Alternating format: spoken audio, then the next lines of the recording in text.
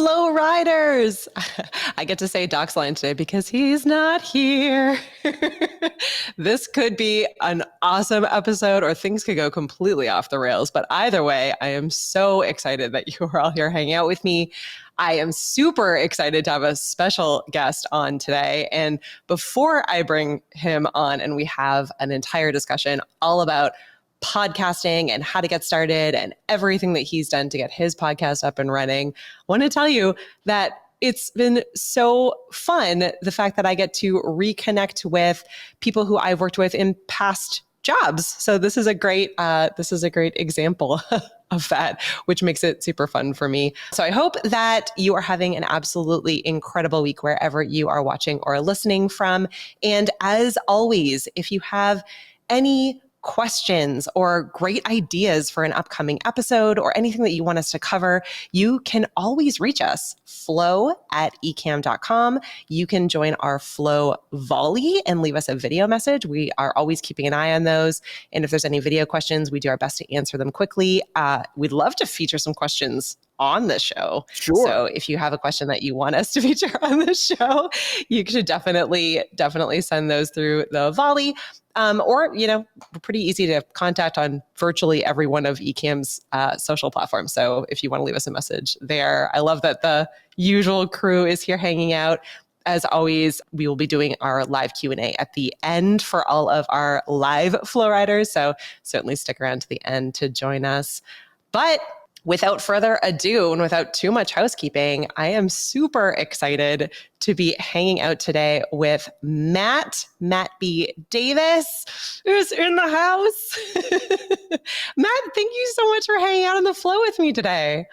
I'm super excited to be here. You said adieu, which is my second or third favorite Wordle word to start with. What do you start with? I actually think that is my main one. I'm trying to think if there's like other ones that I start with often. It's been a while since I've done a Wordle though. I was on a kick and then I got distracted with other things. I've been obsessively playing Gordon Ramsay's game on my phone, which is like my secret shame. I've been fake making food in Gordon Ramsay's fake mobile kitchen and getting yelled at along the way. I like to be if everybody's doing something, go the other way. So I'm very new to Wordle. When I was posting every day, I was like, whatever. And then 6 months ago, I think my daughter started a chain with me, her, and my wife. And so we started going, and then they started falling off. And it's no fun if the people you're with aren't doing it every day. And then I found a couple of obstacle racing friends. And every morning, it's the first thing I see is they text me how many letters it took them. And so it reminds me to do it. And so there we go. Oh, there you go. Okay, well, maybe if you add me into your channel, I'll pick it back up. I'm like that with TV. I feel like I'm always a good 3 years behind, whatever everyone thinks is popular and fun. So everyone's like, "Oh, are you watching Game of Thrones?" And I'm like, "No, I haven't started that yet." Really? Haven't got into that. I just watched Game of Thrones last during the pandemic. I was 10 years late too. So there you go. Well, I want to give our backstory for everyone listening because I love that my two worlds are colliding here. So for folks who are listening and watching who know me in the world of Ecamm, you may not know that years back I worked for a publishing company and I had the pleasure of being a marketing manager for a whole slew of experts across a crazy amount of categories. So I worked on cookbooks and parenting and family books and health and fitness. And I got to meet Matt through that because he's a published author. And he has an awesome book that I own, and I was kicking myself for not bringing it in to be able to hold it up to everyone. But yeah, that's where that is how we met. And yet you still want to hang out with me, so I must have done an okay job in helping marketing on that side. But yeah, definitely. So Matt, why don't you give us a bit of background on who you are and how you initially got into podcasting? Sure. So we know each other because your company asked me to write a book about obstacle racing, which I had started doing in 2012, which is about when anybody listening or watching to this probably first saw on their Facebook, Warrior Dash, Spartan Race, Tough Mudder, 2010, 11, 12 is when all that started. Yep. And early on, I decided to do a podcast about that sport, not because I knew podcasting was the future, but because it just seemed fun. And I enjoyed listening to podcasts, and I hadn't heard one on my sport yet. And so I started it, and things really, I want to say took off, but escalated. I mean, I'm sure we're going to get to a lot of it, but we're talking about a 10-year journey. I hit the 10-year mark this past June on the podcast, and that feels very like big to me. Yeah. So a year into it, you asked me to write a book. A year or so into it, there was a documentary being made. I got asked to be in that, and I just kind of quickly became the industry expert, as it were, which it turns out it's what everyone who wants to launch podcasts and YouTube channels tells you that you should probably do, is focus on one thing and be the expert on that. And again, it's not because I was a genius, it's because it just seems fun to me. But then once I realized it was my job, I've taken it very seriously and wanted to put out a lot of good content, and loved putting content. I do way more video and Instagram and all the stuff. I didn't do that stuff at all in 2012, but the podcast is still like my baby, my favorite. I've started other podcasts since. So that's kind of how I feel about podcasting. That is incredible. And congratulations on 10 years is just huge. And you're on our 20th episode. So you can give us all of the advice, and hopefully we can get to being as far down the road as you've had your success. That's awesome. So when you started that long ago, what did podcasting look like then versus now? So what has changed in that specific podcast over the last 10 years?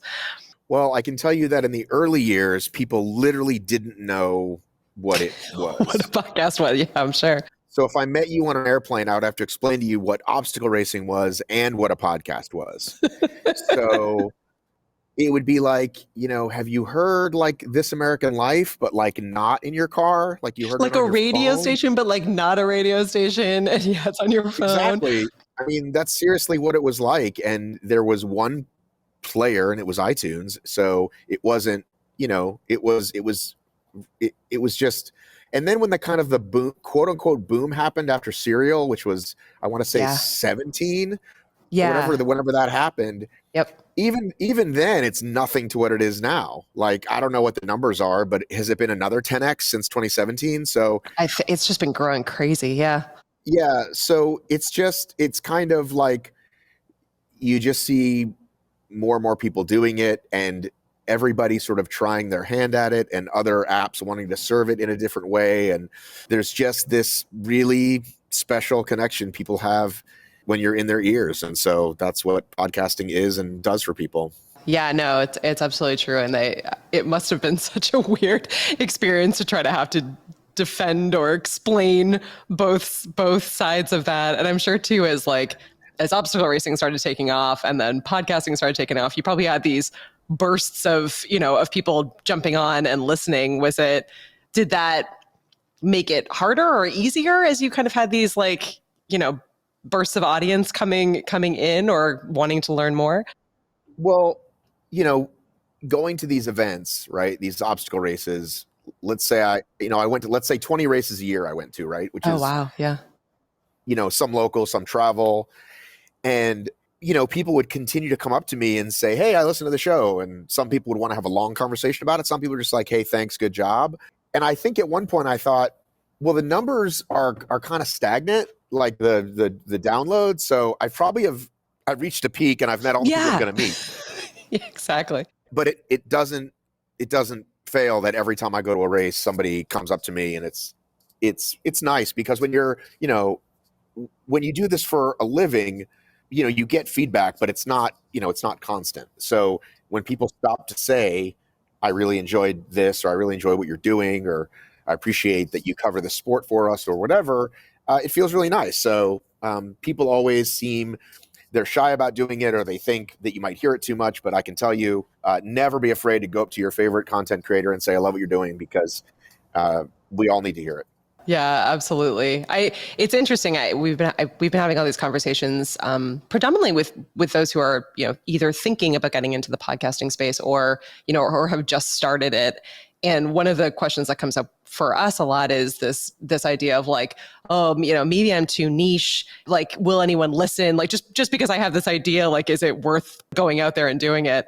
And there's a couple different ways I suppose you could answer it. But I love that we have you on, because you have this very specific niche, and then you're like so new to podcasting that you just went for it. So was there a point where it was like a little scary? You were trying to think through like, is there going to be an audience for this?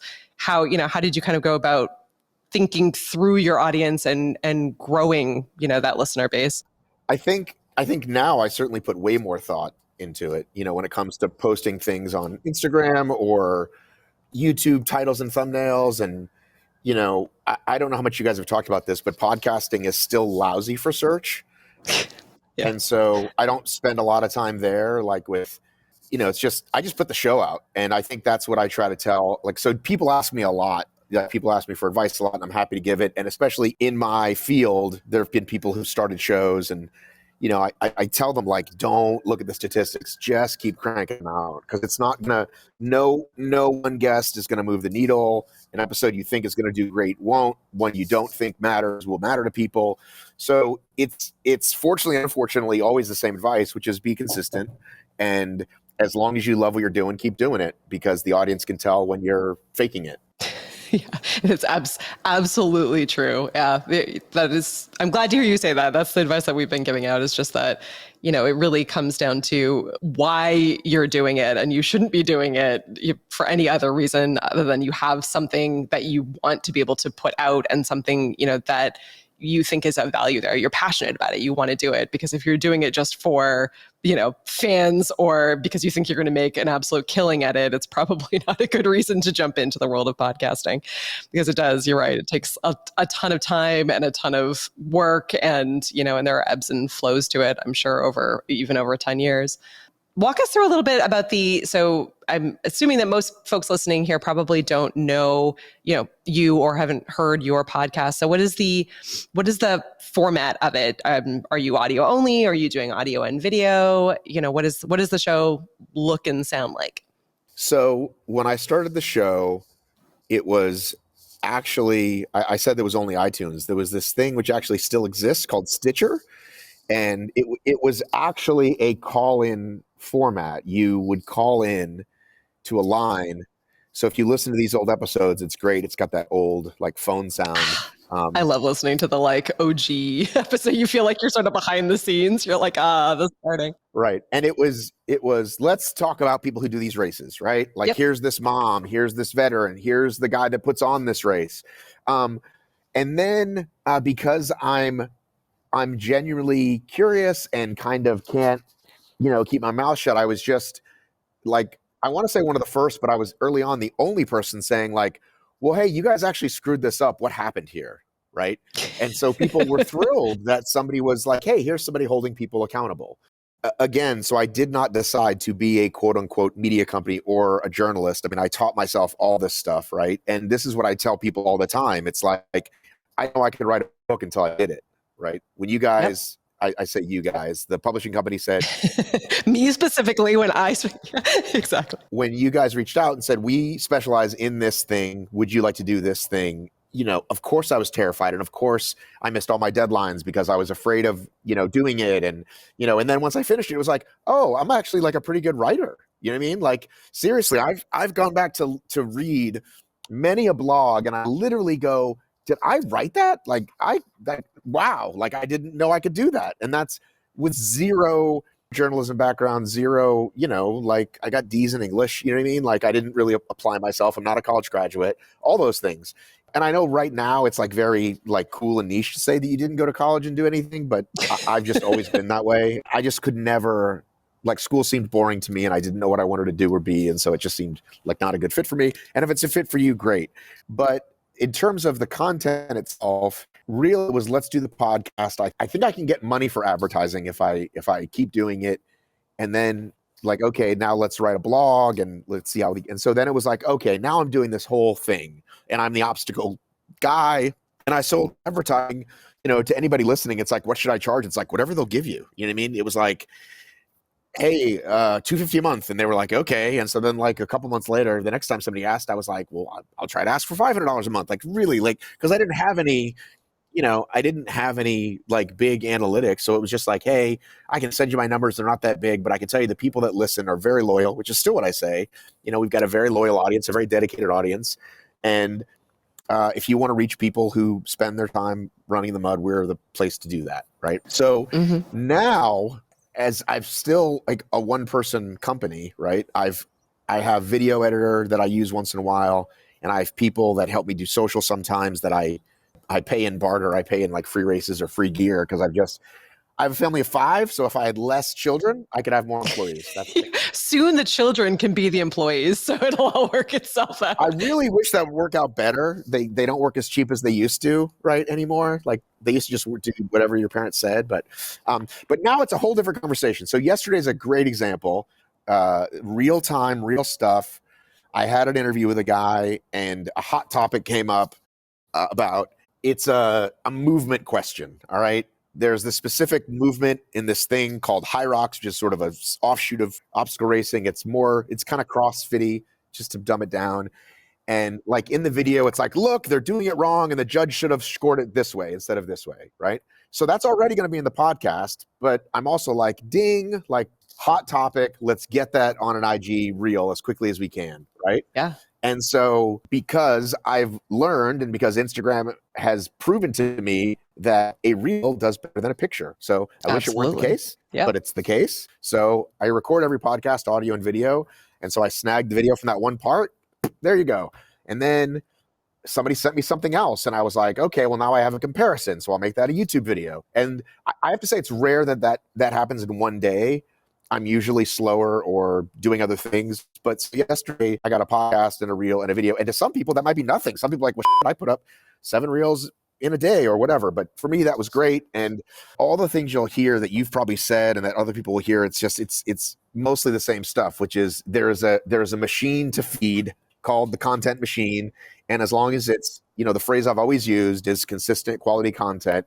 And that's what it takes. And again, in 2014, people were like, well, maybe you should just put the whole thing up on YouTube, even with a thumbnail, because some people will search and find you that way. Like that was a thought, right?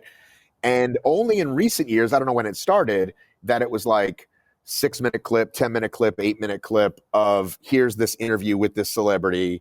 And then it's, George Clooney thoughts on Ocean's 11, George Clooney thoughts on Ocean's 12, George Clooney full interview, like all that stuff. And again, I don't have the machine to build that, but I do some of that. So again, it's really what does your time and effort and system allow you to do? Well, it also sounds like you set yourself up for success, which is one of those things we've been talking about a lot when it comes to thinking through video versus audio in the podcasting space, is that if you're capturing video, even if you're not a quote unquote video podcast, that gives you that opportunity that if something interesting happens, like when you say something brilliant during today's podcast, we can clip that out as a video and be able to share that, as an Instagram reel or as a YouTube short or, post it in a number of different places. And that could lead back to someone listening to the full episode or discovering the podcast or, learning more about what it is that we do. So I think approaching podcasting as a marketing vehicle and also approaching it thinking through what is the one thing that I can do that gives me the most opportunity if those great moments come up. So if you start with video and you're able to really use that in different ways, that's great. Like even if you're not using it as a regular video podcast, just being able to kind of think through that and go back later to be able to pull it out, right? Like saves yourself time. Yeah, so there's a great app called Headliner, which does it for free. There's probably 50 other apps that exist. But even if you don't have that, if you can just screen record, I highly recommend buying a screen recording thing. Like I forget what it costs, but I use Movavi and I screen recorded that video and you can do it the size of Instagram, right? Which I like for reels. And by the way, I hate it. I like a nice horizontal shot, especially watching a sporting event, right? Like I'm watching, maybe I've been speaking, I don't know if that makes me a boomer, but I hate that I can't go live like this. I hate it on Instagram. But if you it will tell you, it'll tell the algorithm not to send it to as many people. So anyway, whatever you just said, we could steal that, throw it up on Instagram. And even if you don't use an app like Headliner, you just hit captions And then, and again, like free tip for people, I don't know what you guys have covered or not, but if you add a song, even if you turn the song all the way down, the algorithm recognizes you're using it. They like that you use it. Boom, there you go. Yeah, no, it is amazing all the little tricks out there that play into the various algorithms, and it does make a big difference. Every time you're like, oh, we've had this debate back and forth on like on the music side where you're like, you want to find like the right music for it, but sometimes the right music is the one that'll get your video shown. So maybe you don't like whatever the top song is, but if it works, right? Well, something else that literally just happened today. You're just so fortunate that this happened. This whole idea of how can I make, a thumbnail great without being too clickbaity, and, title and thumbnails are everything. Title and thumbnails are everything. Well, I just watched a video today and they're like, guess what? They're starting to do the thing that Netflix does, which is as soon as your phone sees it, it's going to start playing. So you may not even see the thumbnail, and your intro is now the new thumbnail. So thank God we've all spent a million hours on thumbnails. So it's like, again, that may not even be true, right? I mean, they are changing I forget what they call it. You probably know because you're in the business, but they call it live in feed or whatever they call it. They've been doing a lot of updates. I mean, that is the one thing that is always going to stay constant. Constant is that nothing is constant. Everything is going to change on all those platforms, right? They're always trying to find like a better way to surface content, a better way to to catch the views, to keep people on their platforms, whatever the platform is, right? Whether that's Facebook or Instagram, YouTube, all of them. They're all fighting for eyes and fighting for people to stay on their platform. So it's it's kind of freeing though in some ways, because it means for all of us who are out there in the content creation space that the like mistake, quote unquote, that you made last week that you've been beating yourself up about doesn't matter anymore because it's all changed anyway. So it's a safe space to be testing and trying different things and constantly playing around with it and going back and making changes. Like YouTube in particular is a great place where if you have those videos up there, there's nothing stopping you from going back and changing those thumbnails to something, trying something different, right? Changing those descriptions, going back and trimming that video down or making any of those edits is absolutely possible. Yeah. So yeah, someone was saying that you still need them for desktop, and yeah, I still like, if you would have told me that YouTube would be a channel like Hulu or Netflix, like I would have never thought that. And that's literally the first thing I look at when I get home. I get home, I watch a ton of 5 to 8 minute clips, entertainment, news, whatever. And again, right now, those are thumbnails, but it might get to the point where they're all like that movie version, whatever that. So who knows? But yeah, it's always changing. And I've spent a lot of time on certain things that I thought would do well, like some longer form stuff. And it can be devastating, right? But then it just gets back to like, okay, it didn't get seen by as many as I thought, but like, I'm proud of it. I like it. And that's okay. Yeah, absolutely. All right. There's a question that came in that I normally try to ignore the comment sections for those who are not here live with us. But Paul has a great question, so I'm going to ask it, and everyone listening can still hear it, so it'll be okay. If you were starting over again today, what would you do differently? A couple things. One, I don't want to say bad at the making money part, because like clearly I make my living doing this, but I think there are ways. I think I suffered from what a lot of people suffer from, which is A, asking for money, and B, and not seeming too salesy, right? Like I want to just give you this free content, but there are ways to monetize that I did not do as well as I thought. So if I started over tomorrow, if I could go back to 2012, I would 100%, if I'm the expert on the sport and the news and all that stuff, like I would sell more stuff. And so people make money with affiliate sales, right? And I made a little money with affiliate sales, but I certainly would have put a lot more time into that and been like, because it would obviously make sense if I'm the guy for news and information. Oh, what shoes do I wear? Like, but it didn't occur to me until much later that like that's the most valuable asset, like valuable in terms of like dollars and cents. I guess that feeds into this other sort of theory that I've always had. And let's put it this way. Like if you want to serve, if you have your niche audience and you're serving two masters, Katie, one is the people that care about the sport a lot, and they're not going to get it anywhere else. I talk to this athlete. I know the ins and outs of this. It's a really small number, right? And those people love what I do, always love what I do, right? And make me X amount of dollars in these various ways. But then you can feed the Google machine and do big, broad subjects Like, how do I train for a Spartan race? It's like, that's the stuff I never focused on. And I still don't, because I'm like too busy doing the newsy stuff. And so how do I train for a Spartan race is searched much more than who won the last Spartan race. So if I had to do it over again, I would have focused a lot more on gear and nutrition and the wider stuff. Because now I feel like even now I struggle with that. And I certainly would have put more time and effort into YouTube sooner. I didn't even learn how to edit a video until 2017 because I was like, I can't possibly do that. I taught myself to edit podcasts, right? How can I? Video is impossible. I will never be able to do it. How can I do it? I have to get somebody to do it. And then I couldn't afford to hire somebody. And it turns out I had to take advice, Katie, that I was giving everybody else about podcasting, which is when you start, you're going to suck at it. When you start, it's going to take you 8 hours to do something that will eventually take you 1 hour, right? All those things that I told people about podcasting, and it's like, Matt, you have to do this. And sure enough, I started on iMovie, and it took me hours and hours and hours.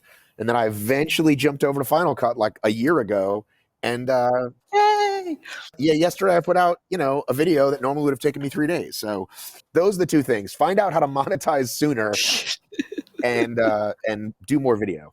That's good to hear, because I feel like those are the things that everyone struggles with. Like you are 100% not alone. And if you're listening to this, I'm glad that Matt said that, because I'm sure that that's on your mind as well. Because those are the questions that come up all the time. Are like, okay, I really want to do this, but I also would like to, build an audience and make money at it in some way or another, whether it's a hobby that you're starting it as, or you're doing it as a business. And those kinds of conversations are the hardest, because in particular, podcast numbers are, like you said, they're lower than you would think. Like, I feel like when you start podcasting, you're like, what's a good podcast listenership? And it's always just, in your mind, you're like millions of podcast listeners, or like thousands of, and that's, like a good podcast, much less than what you would think, and especially now, because there are so many celebrities out there who have these celebrity podcasts, right? So it kind of skews those numbers, where you look at someone like Dax Shepard, who has this, wildly popular podcast.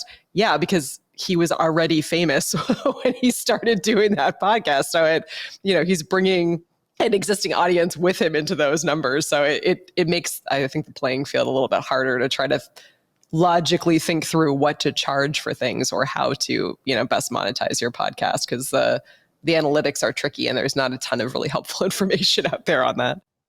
Right. I may or may not have a big resentment against celebrities that show up day one in the new and interesting or featured, you know what I mean? Yeah.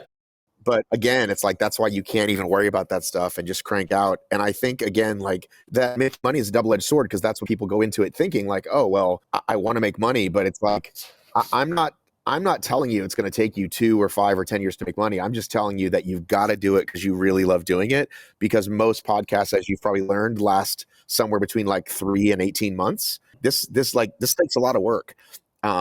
Or I always see people start a show with like 7 people, and I'm like, you are never going to get together with these people. You cannot possibly schedule, like, have a co-host tops, and getting 2 people on the same schedule, where somebody's kid doesn't get sick, or their car dies, or whatever. So I'm a big proponent of doing it yourself or with one other person. I think multiple host shows are a recipe for it going south quickly. Yeah, I mean, unless you have like a really dedicated crew, or you're cool with the idea of like, there are 7 of us and we're going to switch on and off. Like, it's going to be like 2 of us at any given time, maybe 3 of us at any given time. Yeah. No, I agree. We've been joking lately on this show that I'm so thankful that Doc is doing this with me. 1, because he knows this space way better than me. So I'm the one that gets to ask all the dumb questions, which is awesome for me. And 2, it's great because we're on completely different schedules. We're on completely different time zones. I have kids, he doesn't. So it makes it much easier when one of us needs to drop the ball. The show goes on, right? If it was just me, last week would have been dicey for me, because my whole house was sick, and like every conceivable bad thing that could have happened was like back to back to back. So I would have been like, nope, I can't do this week. So yeah, I agree. We've been talking a lot about this concept of thinking about your podcast not as the vehicle with which you're going to make money. Your podcast is the vehicle with which you're going to build your community, and and the other things are what you're going to make money on. Like you were saying, like maybe it's affiliate sales, maybe it's that you have a paid membership, maybe it's that you have a product line or a service line that you're selling. It's probably not the actual like podcast ad revenue or sponsorship that's going to make you a killing, because those are very difficult to come by. It's kind of all the things that you'll build around it is where the money is going to be. Typically, yes. Oh my gosh. Yeah. It's what monetization is, one of those spaces where it's always a little bit dicey. I want to talk a little bit about gear and kind of how you approach things, because you're in an interesting place, which we've covered a little bit on this show because we've done a bit of travel this year, but you're often not in the same space, right? So you're doing a podcast usually on location or on the go in some way or another, right? Because you're interviewing people, you're at obstacle races, you're in different places. How have you and how do you approach thinking through like quality and consistency when you're always in a different environment, usually where there's a lot of things you can't control? Being outside is dicey for lighting and sound and some of those challenges. Right. So I think that what's great is that the tools get better, and so at a certain like level you can start, right? So I started literally doing this, right? Just like headphones or no headphones on a computer. Mm-hmm.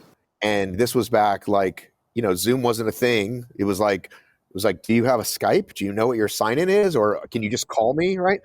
And then on site, I literally used this little tape recorder that was like, I want to say the size of your phone, let's say. And I just held it like near their mouth and I would talk. And if it's a race, you want to move away from the speaker, right? If there's like a lot of like loud bass, let's go behind the food truck. Yeah. Music and people and yeah. Right. It's a little bit quieter. It also, at those events, people like it because it actually kind of gave you the feel of being there, like, because there is a little bit of background noise as long as you weren't next to the actual speaker. And then I always say just absolutely start where you are. You definitely do not have to go out and buy the latest and greatest, but then when you can, upgrade. So I eventually bought, I always call it the wrong thing. It's either H4n or HN4 and just 2 microphones, and that's what I use, like 2 Shure microphones, which are, I think they're like $40 each, and then 2 cables, which come with it actually, and a little 8 megabyte disc, and off you go. And that stuff works amazing.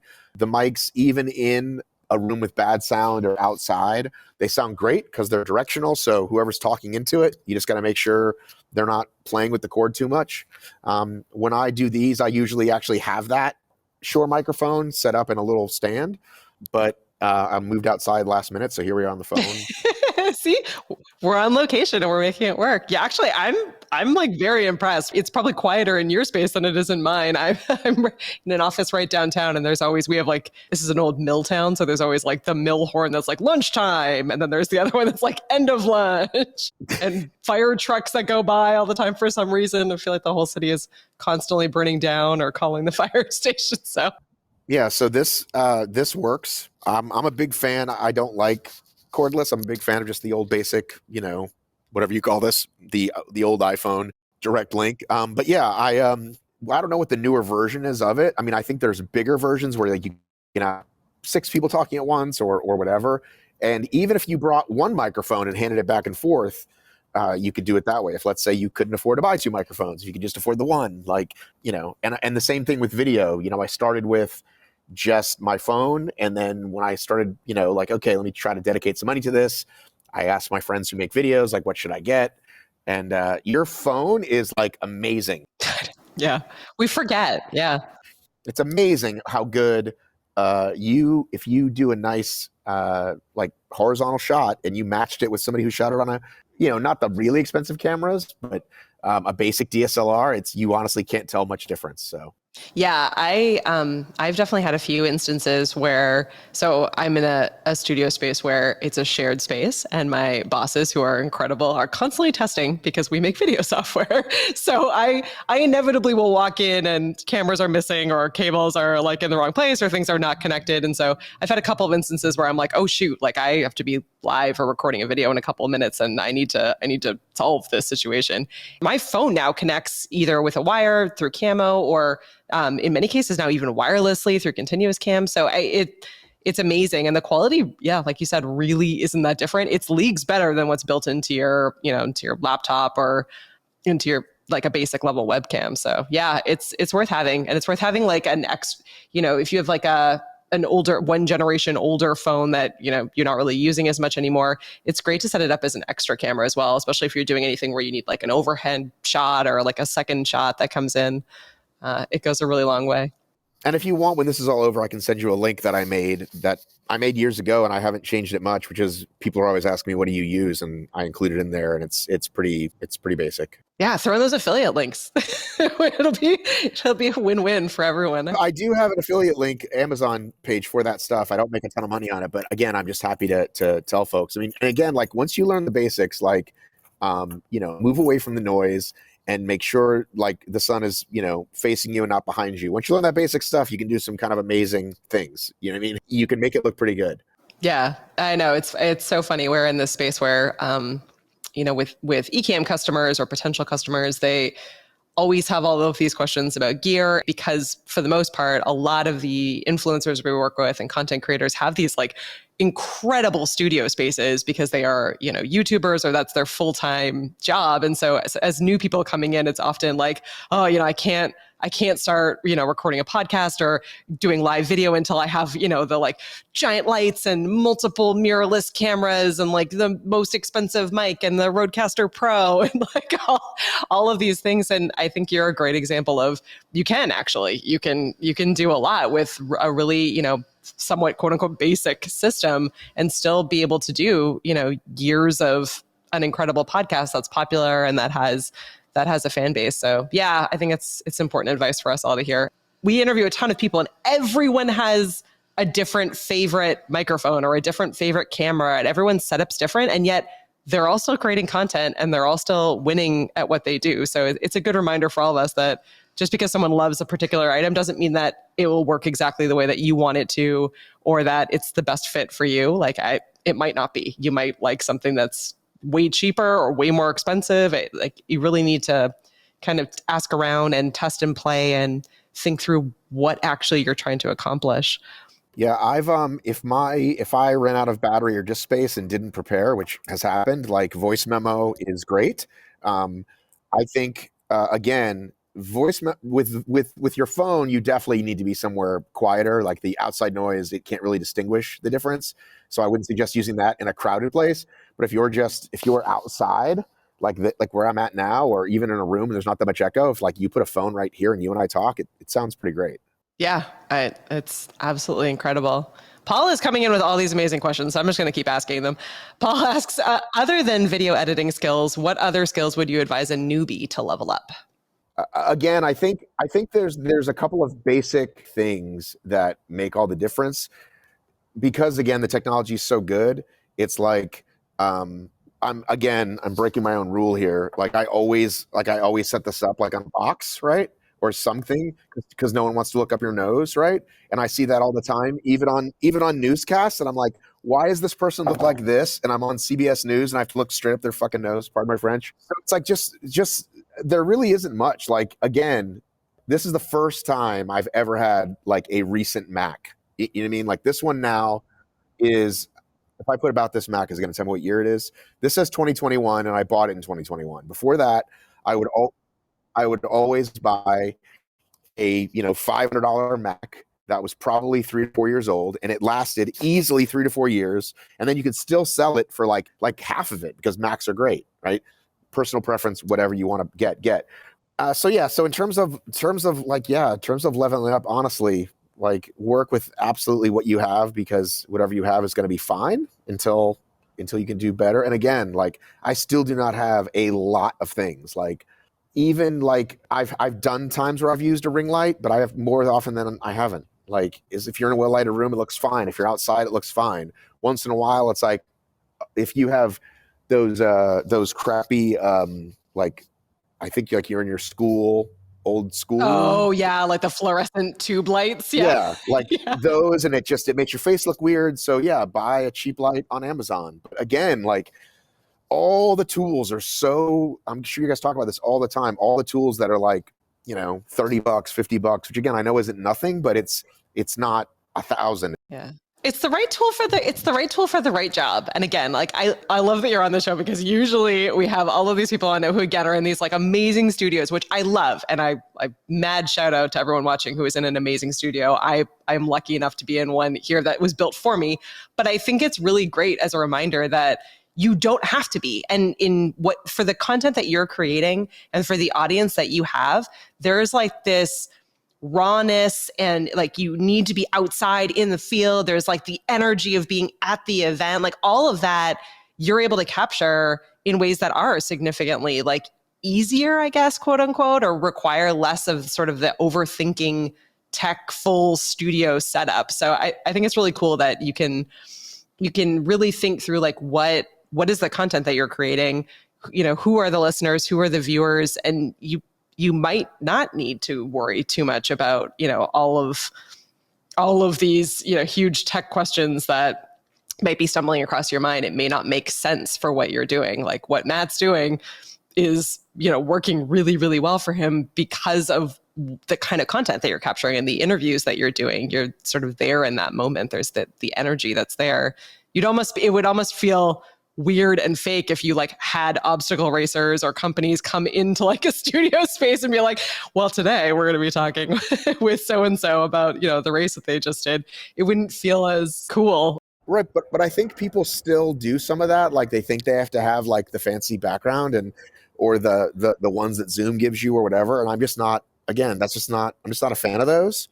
Somebody's asking the name of my show. So the one that we're talking about mostly is the Obstacle Racing Media Podcast. I have started others, some that have stuck around and some that haven't, just because I'm a guy that always needs to be doing more stuff. But I have another show called the Atlanta Podcast, and I take a lot of the lessons, obviously, from the main obstacle show. But that's the one that I'm also currently passionate about. That's awesome. Well, we have done it. We are almost at the hour mark. Is there anything else that you wish I asked you or you would like to share with everyone? You just gave the name of the show and it looks like Paul dropped in the link to your podcast, which is awesome. Thank you, Paul. And if you're listening, we'll make sure that the link to the podcast is in the show notes. But again, it's Obstacle Racing Media, so you can certainly look that up as well. It's again, it's always the same thing. It's make what you love doing. And if that at the end of the day will continue to drive you, because if it's about anything else, it's not gonna work. Yeah. And put out consistent quality content. Like once a week is better than no times a week. Once every 2 weeks is better than no time. You know what I mean? Like whatever it is, and just stick to it. And if you mess up, it's no big deal. Just do it. Do one next week. Like, oh shit, I missed it. This happened. I promised people every Friday and it didn't happen. I still don't have a schedule this many years in. Like it's mostly Mondays and Wednesdays, but sometimes it's Sundays and Thursdays. And again, people will always tell you, oh, you have to have a certain day. And I've just never been that guy. So I should probably eventually get to it. But at this point, it's like people that listen to my show, like they get it when they get it. So oh, I love that. Thank you so much, Matt, for hanging out. I so appreciate it. And it was great to reconnect. It's reminding me of my trauma from the one and only obstacle race that I did super badly. Which one did you do? I got tricked into doing the superhero scramble. I am not athletic. Oh my God. I love that one.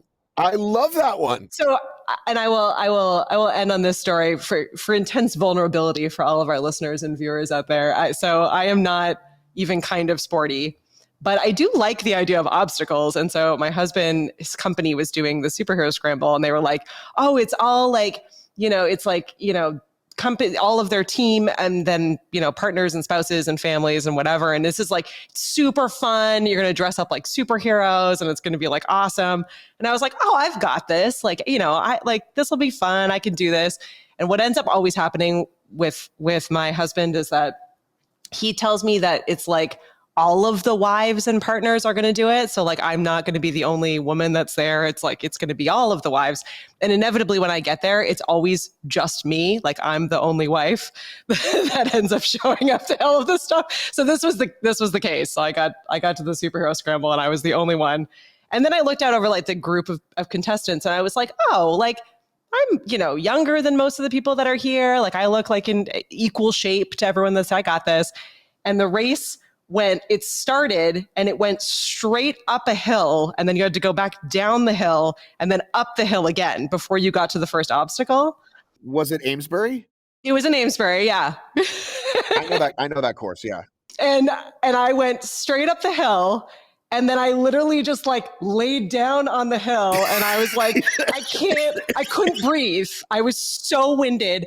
And Dane was like, put your hands over your head. And I was like, I hate you. Why did you do this to me? Like I was just, and everyone was flying by me. And I felt so humiliated and awful. But I will say, I finished it. Every photo of me, I look incredible. Like I want to frame all of them and be like, look how badass I look and all these. And I did all of the obstacles. And the obstacles are really fun. I just don't think I can run. I'm just not like the obstacles I loved. If it was like just obstacles without the running, I probably would have been okay. Well, listen. Right. Well, I know we have to wrap up, Katie, but they do that great race in Fenway every year. You just missed it. It was in November. That one, there's no mud. You go up and down some stairs. You do the obstacles. It's super fun. You get to run in Fenway. So next year, we'll send you a free pass. You can do that one. You and your husband. All right. I'll happily send it to you. He's done probably like 8 or 9 of them, and I go and cheer him on. But that's the only one. All right, you might be able to talk me into it. I'll work my way up to it. Fenway would be really cool. I love it. Gretchen says that she's got an ultra marathon and obstacle runners in her family. Gretchen, maybe you have to come and do this with me. Well, that is my behind the scenes story for the day. But yes, thank you so much for hanging out. And I'll have to jump in and give the podcast a listen. I've listened back in the day and I have my copy of my book, but it's been a while. So all right. Well, thanks for having me on. Thanks so much. All right. Well, you have listened to another episode of The Flow, and thank you so much for hanging out with us. It has been an honor. I did it. I survived my first solo episode of The Flow without Doc here. Join me next week as I try again. This episode will be available on all the major podcast platforms next Tuesday. You can find it, as always, flow.ecamm.com. You can leave us reviews at all of your favorite podcast platforms. You can find us on every single one of them, but we would love reviews on Apple because that's the one that matters most. And if you want to connect with us, you can always find us flow@ecamm.com or go on over to Volley and leave us a video message so then we can feature it on the show, which we would absolutely love to do. And huge thank you, as always, to our favorite sponsor, Speedify, who make internet connectivity easy and fun and awesome. They have saved the day more times than I can begin to count. Almost every single time that we do any kind of big video event here from the Amesbury studio, something goes horribly wrong with the Amesbury internet. So thank God for Speedify, or we would be in huge trouble. And if you have not yet signed up for them, they are incredibly affordable. It is the season. Swing on over to speedify.com. And that covers it all for this week. We will see you again next week.